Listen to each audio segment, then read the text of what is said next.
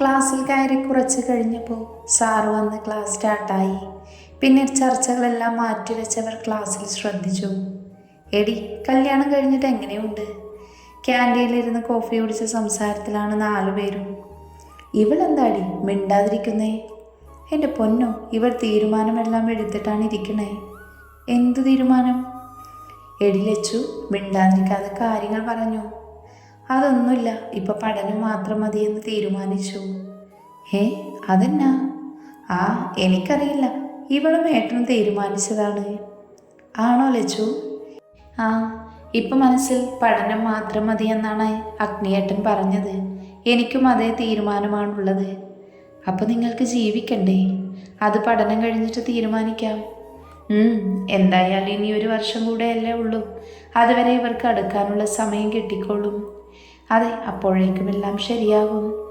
അവർ പറയുന്നത് കേൾക്കുന്നതല്ലാതെ ലച്ചു ഒന്നും മിണ്ടിയില്ല. സർ, ഫയൽ അവിടെ വെച്ചോളൂ.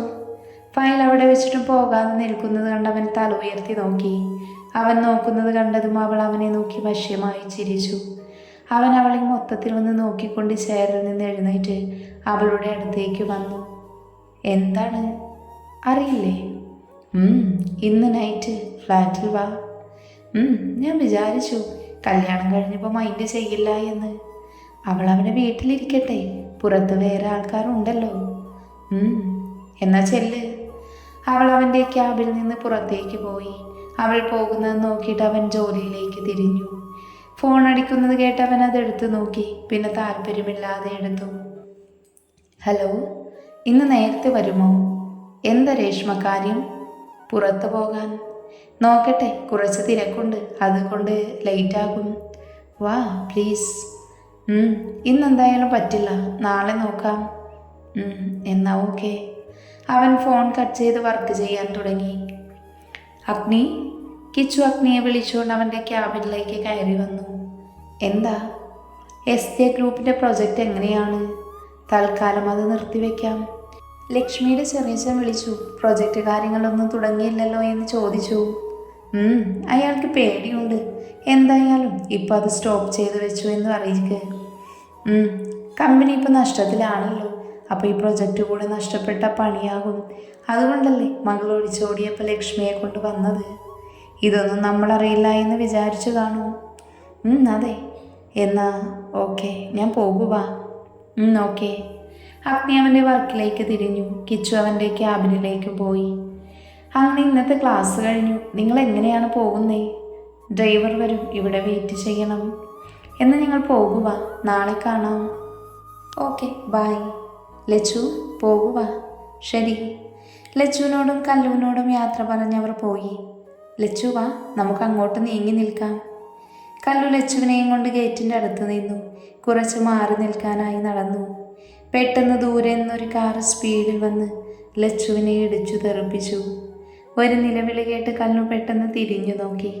ലച്ചു റോഡിൽ ചോരയിൽ കുളിച്ച് കിടക്കുന്നത് കണ്ട് അവൾക്ക് ഭയമായി.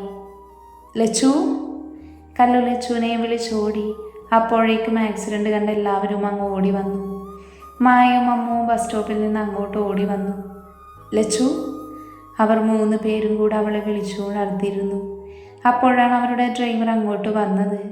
അയാൾ അവരുടെ അടുത്തേക്ക് ചെന്നു. അയ്യോ കല്യാണി മോളെ, വേഗം പിടിക്ക്, നമുക്ക് ഹോസ്പിറ്റൽ കൊണ്ടുപോകാം. ഡ്രൈവർ പറയുന്നത് കേട്ട് അങ്ങോട്ട് അവരുടെ ബോഡി ഗാർഡ്സ് വന്ന് അവളെ വാരിയെടുത്ത് കാറിൽ കയറ്റി.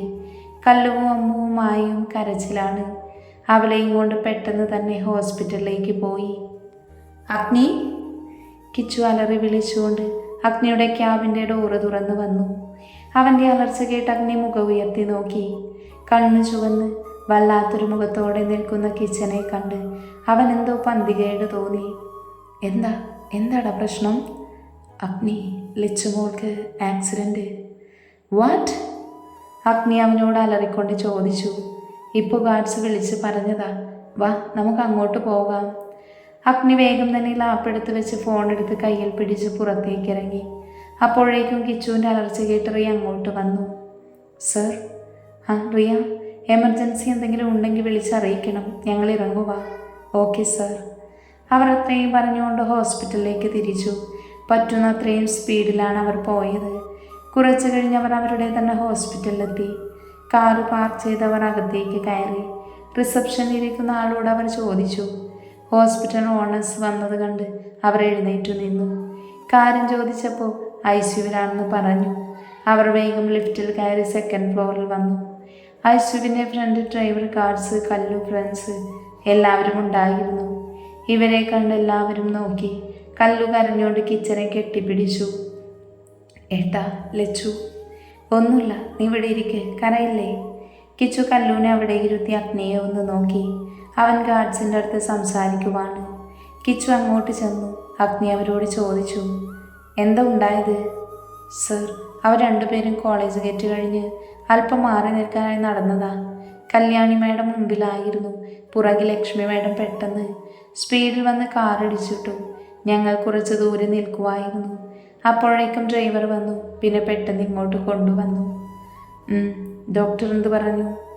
ഇതുവരെ ഒന്നും പറഞ്ഞിട്ടില്ല. കാർ ആരുടേതാണെന്ന് കണ്ടുപിടിച്ചു. നമ്പർ നോട്ട് ചെയ്തു അന്വേഷിക്കാൻ പറഞ്ഞിട്ടുണ്ട് സർ. എത്രയും പെട്ടെന്ന് അതാരാണെന്ന് എനിക്കറിയണം. Okay sir. കിച്ചു, വാ. അഗ്നി അവരോട് അത്രയും പറഞ്ഞ് ഐസുവിൻ്റെ ഡോറിനടുത്തേക്ക് പോയി. എന്താടാ ആരും ഒന്നും പറയാത്തത്? നോക്കാം, കുറച്ച് കഴിഞ്ഞ് നോക്കിയിട്ടും പുറത്തേക്ക് വന്നില്ലെങ്കിൽ നമുക്ക് ചോദിക്കാം. കുറച്ച് കഴിഞ്ഞ് ഡോക്ടർ പുറത്തേക്ക് വന്നു. അഗ്നിയെ കണ്ട് ഡോക്ടർ ബഹുമാനത്തോടെ അവരുടെ അടുത്തേക്ക് വന്നു. ഡോക്ടർ, ലക്ഷ്മിക്ക് എങ്ങനെയുണ്ട്? അത് സർ, തലയ്ക്കാണ് മുറിവ് പറ്റിയിരിക്കുന്നത്. ശക്തിയിലിടിച്ചതുകൊണ്ട് ബ്ലഡ് ഒത്തിരി പോയിട്ടുണ്ട്. അതുകൊണ്ട് ബ്ലഡ് കയറ്റണം. എ പോസിറ്റീവ് ബ്ലഡ് എത്രയും പെട്ടെന്ന് വേണം. തലയുടെ CT സ്കാൻ എടുക്കണം. ഇൻറ്റേർണൽ ബ്ലീഡിംഗ് ഉണ്ടോ എന്നറിയണം. ഇപ്പോൾ സർജറി ചെയ്യണം. പേപ്പറെല്ലാം ഒന്ന് സൈൻ ചെയ്ത് തരണം. ഡോക്ടർ പറഞ്ഞത് കേട്ട് എല്ലാവർക്കും പേടി തോന്നി. ബ്ലഡ് അറേഞ്ച് ചെയ്യാൻ ബാക്കി കാര്യങ്ങളെല്ലാം ചെയ്തോളൂ. പേപ്പർ കൊണ്ടുവരൂ, സൈൻ ചെയ്തു തരാം. അഗ്നി ഡോക്ടറിനോട് പറഞ്ഞിട്ട് കിച്ചുവിന് നേരെ തിരിഞ്ഞു. എത്രയും പെട്ടെന്ന് ബ്ലഡ് അറേഞ്ച് ചെയ്യാൻ നോക്ക്. പിന്നെ അച്ഛനെയും ചെറിയച്ഛനെയും അറിയിക്കണം. ഞാൻ ചെയ്യാം, നീ ഇവിടെ ഇരിക്ക്. അഗ്നി അവിടെ ഇരുന്നു. എന്തോ വല്ലാത്തൊരു വേദന തോന്നി അവന്. അവൻ തിരിഞ്ഞ് കല്ലുവിനെ നോക്കി. കരഞ്ഞുകൊണ്ടിരിക്കുവാണവൾ. കല്ലു. അഗ്നി വിളിച്ചത് കേട്ട് അവൻ അവളെയൊന്ന് നോക്കി. ഏട്ടാ, വാ. അവനടുത്തേക്ക് വിളിച്ച് കല്ല് എഴുന്നേറ്റ് അവൻ്റെ അടുത്തേക്ക് വന്നു. കല്ലു, കരയാതിരിക്ക്. പിന്നെ ഇവരെ വീട്ടിലേക്ക് പറഞ്ഞു വിട്. എല്ലാവരും ഇവിടെ നിൽക്കണ്ട. അവൾക്ക് പ്രശ്നമൊന്നുമില്ല. അതുകൊണ്ട് സമാധാനമായിരിക്ക്. അവളൊന്ന് മൂളി മായയെയും അമ്മുവിനെയും നോക്കി. നിങ്ങളെന്ന വീട്ടിലേക്ക് ചെല്ല്. അവൾക്ക് കുഴപ്പമൊന്നുമില്ല. എന്തെങ്കിലും ഉണ്ടെങ്കിൽ ഞാൻ വിളിക്കാം. ഞങ്ങൾ പോകണോ? ആ ചെല്ല്, വീട്ടുകാരൊക്കെ പേടിക്കും. അവൾ പോകാനായി എഴുന്നേറ്റു. പിന്നെ അവളോട് പറഞ്ഞു. അഗ്നിയെ ഒന്ന് നോക്കി പിന്നെ പുറത്തേക്ക് പോയി. കിച്ചു ഫോൺ വിളിച്ച കാര്യങ്ങളെല്ലാം അച്ഛന്മാരോടും പറഞ്ഞ് അഗ്നിയുടെ അടുത്തേക്ക് വന്നു. അഗ്നി കണ്ണടച്ചിരിക്കുവാണ്. കിച്ചു അവനെ ഒന്ന് നോക്കി. അഗ്നി. അഗ്നി കണ്ണു തുറന്ന് അവനെ ഒന്ന് നോക്കി. ഞാൻ ബ്ലഡ് അറേഞ്ച് ചെയ്തിട്ടുണ്ട്. വീട്ടിലേക്കും അറിയിച്ചിട്ടുണ്ട്. അവനൊന്ന് മൂളി അവിടെ ഇരുന്നു. കല്ലു അവൻ്റെ അടുത്തിരുന്നു. കുറച്ചു കഴിഞ്ഞ് സിസ്റ്റർ പേപ്പറുമായി പുറത്തേക്ക് വന്നു. സർ. അവരുടെ അടുത്തേക്ക് വന്ന് ആ പേപ്പർ നീട്ടി. അഗ്നി കണ്ണു തുറന്ന് ആ പേപ്പർ വാങ്ങിച്ചു. അവൻ്റെ കണ്ണ് ചുവന്ന് കലങ്ങിയിരുന്നു. ആ പേപ്പറിൽ അവൻ ഒപ്പുവെച്ചു. തിരിച്ചവർക്ക് കൊടുത്തത് വാങ്ങിച്ചു. അവർ അകത്തേക്ക് കയറിപ്പോയി. ഓപ്പറേഷൻ തിയേറ്ററിൻ്റെ മുന്നിൽ കണ്ണടച്ചിരിക്കുവാണ് കല്ലുവും കിച്ചുവും അഗ്നിയും. പേപ്പറിൽ ഒപ്പ് വാങ്ങിച്ച് പോയിട്ട് പിന്നെ ഒന്നും പറഞ്ഞിട്ടില്ല. സമയം പോകുന്നതല്ലാതെ ഒന്നും അറിയുന്നില്ല. കിച്ചു. പെട്ടെന്നുള്ള വിളി കേട്ട് അവൻ കണ്ണു തുറന്നു നോക്കി. മാധവും ഇന്ദ്രനുമാണ്. കിച്ചു വിളിച്ചു പറഞ്ഞിട്ട് അവർ ഇപ്പോഴാണ് വന്നത്. അച്ഛാ, എന്തോ ഉണ്ടായേ? ഡോക്ടർ എന്ത് പറഞ്ഞു? അച്ഛാ, എൻ്റെ ലച്ചു. കല്ലു കരഞ്ഞോണ്ട് ഇന്ദ്രനെ കെട്ടിപ്പിടിച്ചു. എന്താ കല്ലു, ഇങ്ങനെ കരയാൻ എന്താ ഉണ്ടായേ? ഒന്ന് പറ. ഇവർ കോളേജ് ഗേറ്റ് കഴിഞ്ഞ് കുറച്ചിപ്പുറം മാറി നിൽക്കുമായിരുന്നു. അതിന് പുറകിൽ നിന്ന് വന്ന് വണ്ടി ലച്ചുവിനെ ഇടിച്ചു പോയി. തലയ്ക്കാണ് മുറിവ്. സ്കാൻ ചെയ്യണമെന്ന് പറഞ്ഞു. ഇപ്പോൾ സർജറി ഉണ്ട്. അതിന് കയറ്റിയേക്കുക. ആരാ ചെയ്തതെന്നറിഞ്ഞോ? ഇല്ല, അന്വേഷിക്കാൻ പറഞ്ഞിട്ടുണ്ട്. കല്ലു, കരയാതിരിക്കെ. കുഴപ്പമൊന്നും ഉണ്ടാവില്ല. എന്നാലും എൻ്റെ ലച്ചു, ഞാൻ കൂടെ ഉണ്ടായിട്ടും അവളെ ശ്രദ്ധിക്കാൻ പറ്റിയില്ലല്ലോ. അതിന് കല്ലു അറിഞ്ഞില്ലല്ലോ. പുറകിൽ നിന്നല്ലേ വന്നേ. ഇനി കരഞ്ഞുകൊണ്ടിരിക്കാതെ ലച്ചു ഇപ്പോൾ വരും. പിന്നെ എല്ലാവരും ഒരു കാത്തിരിപ്പായിരുന്നു. കുറച്ച് മണിക്കൂർ കടന്നുപോയി. തിയേറ്ററിൽ വാതിൽ തുറന്ന് ഡോക്ടർ പുറത്തേക്ക് വന്നു. ഡോക്ടർ, സർജറി സക്സസ് ആണ് സാർ. 24 hours കഴിഞ്ഞ് ഐസിയുവിലേക്ക് മാറ്റും. ബോധം വരുമ്പോൾ ഒരാൾക്ക് കയറി കാണാം. സ്കാൻ ചെയ്ത് നോക്കിയതിൽ കുഴപ്പമൊന്നും കാണുന്നില്ല. പേടിക്കാനുള്ളതായി ഒന്നുമില്ല. Okay doctor. ശരി, എന്തെങ്കിലും ആവശ്യമുണ്ടെങ്കിൽ പറഞ്ഞാൽ മതി സർ. ഞാൻ ക്യാബിനിൽ ഉണ്ടാകും. ഡോക്ടർ അത്രയും പറഞ്ഞ് അവിടെ നിന്ന് പോയി. എന്നാൽ പിന്നെ കല്ലു വീട്ടിലേക്ക് പോയിക്കോ. ഇനിയിപ്പോൾ പേടിക്കാനൊന്നും ഇല്ലല്ലോ. ഞാൻ ലച്ചുവിനെ കണ്ടിട്ട് പോയിക്കോളാം. കല്ലു പറഞ്ഞത് കേൾക്ക്. പോയിട്ട് വരാലോ. കിച്ചു, നീ കല്ലുവിനെയും കൂട്ടി വീട്ടിൽ പോയി ഫ്രഷായിട്ട് വാ. അഗ്നി, നീ വരുന്നുണ്ടോ? ഞാൻ. കിച്ചു പോയിട്ട് വരുമ്പോൾ അവനുള്ള ഡ്രസ്സ് കൊണ്ടുവാ. അവനിവിടെ വേണ്ടേ? പിന്നെ വീട്ടിൽ കാര്യം അവതരിപ്പിക്കണം. എന്നാൽ ഞാൻ പോയിട്ട് വരാം. അഗ്നി, നിനക്കുള്ള ഡ്രസ്സ് ഞാൻ കൊണ്ടുവരാം. എന്നാൽ ഞങ്ങൾ പോയി റൂം എടുത്തിട്ട് വരാം. എല്ലാവരും കൂടുമ്പോൾ ഇവിടെ നിൽക്കണ്ടല്ലോ. അച്ഛന്മാരത് പറഞ്ഞ് റൂം നോക്കാൻ പോയി. കല്ലുവും കിച്ചുവും വീട്ടിലേക്കും. അഗ്നി അവിടെ ഇരുന്നു. അവൻ ഓരോന്നായി ആലോചിച്ചിരിക്കുവാണ്. പെട്ടെന്ന് അവൻ്റെ ഫോൺ റിങ് ചെയ്തു. ഹലോ. ഞാൻ വരും. അതുവരെ അവൻ പുറം ലോകം കാണരുത്. ഓക്കെ. അവൻ കോള് കട്ട് ചെയ്ത് മനസ്സിൽ പറഞ്ഞു, ഇതിനുള്ളത് ഞാൻ തന്നിരിക്കും. ഇതിനു പുറകിൽ ആരായെന്ന് എനിക്കറിയണം. അതിനുള്ള കാരണവും അറിയണം. കണ്ണടച്ച് അവിടെ ചാരിയിരുന്നു അവൻ. കാറ് നിർത്തിയതും നിറഞ്ഞ മിഴികൾ തുടച്ചുകൊണ്ട് അവൾ അകത്തേക്ക് കയറിപ്പോയി. ഡോറ് തുറന്ന് പുറത്തേക്കിറങ്ങി അവൻ അവൾക്ക് പുറകെ വീട്ടിലേക്കും കയറി. ഹാളിൽ അമ്മമാരുടെ അടുത്ത് കരഞ്ഞുകൊണ്ട് നിൽക്കുന്നവളെ അവൻ കണ്ടു. എന്താ കിച്ചുകൾ കരയുന്നത്? ചോദിച്ചിട്ട് പറയുന്നില്ല. ലച്ചു എവിടെ? ദേവിയമ്മ അവനോട് ചോദിച്ചുകൊണ്ട് കല്ലുവിനെ ചേർത്ത് പിടിച്ചു. സുജാതമ്മയും അടുത്തായി നിൽക്കുന്നുണ്ട്. അത് ലച്ചുവിനൊരു ആക്സിഡൻറ്റ്. ഹോസ്പിറ്റലാ. അഗ്നിയും വല്യച്ഛനും അച്ഛനും ഉണ്ടവിടെ. അയ്യോ എൻ്റെ ദേവി, എൻ്റെ മോൾക്ക് എന്താ പറ്റിയേ? ദേവിയമ്മ കരഞ്ഞോണ്ട് കിച്ചുവിനോട് ചോദിച്ചു. ഇങ്ങനെ കരയില്ല വല്യമ്മേ, അവൾക്കിപ്പോൾ കുഴപ്പമില്ല. തലയിടിച്ച് വീണതുകൊണ്ട് ചെറുതായൊന്ന് പൊട്ടിയിട്ടുണ്ട്. വേറെ കുഴപ്പമൊന്നുമില്ല. എനിക്കൊന്ന് ഫ്രഷായി അഗ്നിക്കുള്ള ഡ്രസ്സ് എടുത്തുകൊണ്ട് പോകണം. ഞാനുണ്ട്. എനിക്ക് മോളെ കാണാതെ സമാധാനം ഉണ്ടാവില്ല. ഞാനൊന്ന് ഫ്രഷായിട്ട് വരാം. അച്ചാച്ചനോടും അച്ചാമ്മയോടും പറഞ്ഞേക്ക് കാര്യങ്ങൾ. അവൻ അത്രയും പറഞ്ഞ് മുറിയിലേക്ക് പോയി. കല്ലു കരയാതെ, ലച്ചുവിന് കുഴപ്പമൊന്നുമില്ലല്ലോ. പോയി ഫ്രഷായി വാ, നമുക്ക് അങ്ങോട്ട് പോകാം. അവളൊന്ന് മൂളിക്കൊണ്ട് മുറിയിലേക്ക് പോയി. ഏട്ടത്തി, ഞാനും വരുന്നു. പാവം ലച്ചു സന്തോഷമായി പോയതല്ലേ? അതെ, എന്നാലും എൻ്റെ കുട്ടിക്ക് ഇങ്ങനെ സംഭവിച്ചല്ലോ. കരയേണ്ട ഏട്ടത്തി, കുഴപ്പമില്ലെന്നല്ലേ പറഞ്ഞത്? അതെ, എന്നാലും നേരിട്ട് കാണാതെ സമാധാനമില്ല. നമുക്ക് അച്ഛനോടും അമ്മയോടും പറയണ്ടേ? ആ വാ, പറഞ്ഞിട്ട് വരാം. അവർ അച്ഛൻ്റെയും അമ്മയുടെയും മുറിയിലേക്ക് പോയി. വാതിലൊന്ന് മുട്ടി അവർ അകത്തേക്ക് കയറി. അച്ഛാ. എന്താ ദേവി? അത് പിന്നെ ലച്ചുമോൾക്കൊരു ആക്സിഡൻറ്റ്. എൻ്റെ ദേവി, എൻ്റെ കുഞ്ഞിനെന്താ പറ്റിയേ? അമ്മ പേടിക്കാനൊന്നുമില്ല. തലയിടിച്ചു വീണു. തലയിൽ മുറിവുണ്ട്, അത്രയേ ഉള്ളൂ. വേറെ കുഴപ്പമൊന്നുമില്ല. എങ്ങനെ ഉണ്ടായി? അതൊന്നും അറിയില്ല. കിച്ചു ഇത്രയും പറഞ്ഞുള്ളൂ. കല്ല് കരഞ്ഞോണ്ട് വന്നപ്പോൾ കാര്യം തിരക്കിയതാ. അങ്ങനെ അവൻ കാര്യം പറഞ്ഞേ. അഗ്നിയുടെ കൂടെ മാധവേട്ടനും ജിത്തുവേട്ടനും അവിടെയുണ്ട്. ആണോ? എന്നാൽ പിന്നെ നമുക്ക് അങ്ങോട്ട് പോകാം. കിച്ചു ഫ്രഷാകാൻ പോയേക്കുവാ.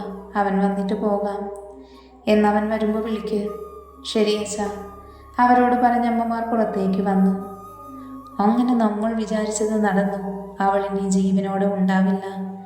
അതെ, ഇനി അവളുടെ സ്ഥാനം അത് എനിക്കാണ്. അവൾ മരിക്കുമെന്ന് ഉറപ്പല്ലേ? അതെ, ഉറപ്പാണ്. നമ്മളാണ് ഇതിന് പിന്നിലെന്ന് അവർ അറിയുമോ? ഏയ് ഇല്ല, ഞാൻ പറഞ്ഞിട്ടുണ്ട് കാര്യം കഴിഞ്ഞ് ഇവിടുന്ന് മാറിക്കോളാൻ. അവർ പിടിക്കപ്പെടരുത്. ഇല്ല, അതുണ്ടാവില്ല. ഈ പെണ്ണ് എന്താവോ വൈകുന്നേ, വിളിച്ചാൽ എടുക്കുന്നുമില്ല. അതിന് വരാൻ വൈകുന്നത് കാരണം അറിയാതെ പേടിച്ച് നിൽക്കുവാണമ്മ. അപ്പോഴേക്കും വീടിൻ്റെ ഉമ്മറത്ത് അമ്മു എത്തി. നിനക്കൊന്ന് വിളിച്ചാൽ എടുത്താൽ എന്താ? ബാക്കിയുള്ള ടെൻഷൻ അടിച്ചിരിക്കുക. അമ്മ ചോദിച്ചതിന് മറുപടി പറയാതെ നിറഞ്ഞ കണ്ണുകൾ തുടച്ചുകൊണ്ട് അവൾ സോഫയിലിരുന്നു. നിന്റെ വായിലെന്താമോ, നാക്കില്ലേ? എന്നിട്ടും മിണ്ടാതിരിക്കുന്നത് കണ്ട് അമ്മ അവളുടെ അടുത്തിരുന്നു. അമ്മു, എന്താ മിണ്ടാതിരിക്കുന്നേ? അവളുടെ തോളിൽ പിടിച്ചമ്മ ചോദിച്ചതും പൊട്ടിക്കരഞ്ഞുകൊണ്ട് അവൾ അമ്മയെ കെട്ടിപ്പിടിച്ചു. അമ്മ ഒന്ന് ഭയന്നു പോയി. എന്താണാവോ പറ്റിയത്? മോളെ, നീ കരയാതെ കാര്യം പറ. അമ്മേ, ലച്ചു അവളെ. ലച്ചുമോൾക്ക് എന്താ? അമ്മേ, അവളെ വണ്ടിയിടിച്ചു. ഹോസ്പിറ്റലാണ്, ഞാൻ അവിടെ നിന്നാ വരണേ. ദേവിയെ, എന്താ പറ്റിയേ? അറിയില്ലമ്മേ, വൈകുന്ന കണ്ട് അഗ്നിയേട്ടൻ വീട്ടിൽ പറഞ്ഞു വിട്ടു, എന്നെയും മായയും.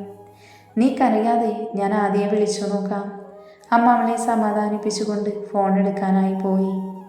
ഇതേ സമയം മായ വീട്ടിലെത്തുമ്പോൾ അമ്മയും എഴുതിയും ആളുകളുമുണ്ട്. നീ എന്താ വൈകിയത്? അവൾ കരഞ്ഞുകൊണ്ട് അമ്മയെ നോക്കി. എന്താടി കരയുന്നേ? അമ്മേ, കരയാതെ കാര്യം പറമായേ. അമ്മേ, ലച്ചുവിന് ആക്സിഡൻറ്റ്, ഹോസ്പിറ്റൽ, ഞാൻ അവിടെ ആയിരുന്നു. അയ്യോ, എന്നിട്ടെന്താ പറ്റിയത്? ഒന്നും അറിയില്ല, അഗ്നിയേട്ടൻ വന്നപ്പോൾ വീട്ടിൽ പോകാൻ പറഞ്ഞു വിട്ടതാ. കരയാതിരിക്ക്, ഞാൻ അങ്ങോട്ട് വിളിച്ചു നോക്കാം, നീ പോയി കുളിച്ചു വാ. അവൾ അമ്മയോട് പറഞ്ഞ് അകത്തേക്ക് കയറിപ്പോയി. എന്നാലും കല്യാണം കഴിഞ്ഞ് സന്തോഷമായിട്ടിരിക്കേണ്ട സമയം ഇങ്ങനെയൊക്കെ സംഭവിച്ചല്ലോ. എന്താണാവ കൊച്ചിന് സന്തോഷം വിധിച്ചിട്ടില്ലായിരിക്കും. പാവമല്ലേ? അതെ, ഇവരുടെ കൂട്ടത്തിലൊരു മിണ്ടാപ്പോച്ചിയാണവൾ. ഞാൻ വിഷ്ണുവേട്ടനെ വിളിച്ചു പറയട്ടെ? ഞാൻ അച്ഛനെ വിളിച്ചു പറയാം, എന്നിട്ട് അങ്ങോട്ട് പോകാം. ആ അമ്മേ. രാധിക അകത്തേക്ക് പോയി അമ്മ ഫോണെടുത്ത് അച്ഛനെ വിളിച്ചു പറയാനും. അഗ്നി. അച്ഛൻ വിളിക്കുന്നത് കേട്ട് അവൻ കണ്ണു തുറന്നു. ചുവന്നു കലങ്ങിയിരിക്കുന്ന അവൻ്റെ കണ്ണു കണ്ട് അച്ഛനും ചെറിയച്ഛനും സങ്കടം തോന്നി. റൂം കിട്ടിയിട്ടുണ്ട്, നീ അങ്ങോട്ട് പോകുന്നുണ്ടോ? ഇല്ല, കിച്ചു വരട്ടെ. എന്തെങ്കിലും പറഞ്ഞോ? ഇല്ല. അവർ അവിടെ ഇരുന്നു. അച്ഛന്മാരുടെ ഉള്ളിൽ ലച്ചുവിനെ കുറിച്ച് ഓർത്ത് ആദ്യമായിരുന്നു. അഗ്നിക്കാണെങ്കിൽ അവൻ്റെ ഉള്ളിൽ എന്താണെന്ന് മനസ്സിലാകുന്നില്ല. പക്ഷേ വേദനിക്കുന്നുണ്ട് അവൾക്ക് വേണ്ടി.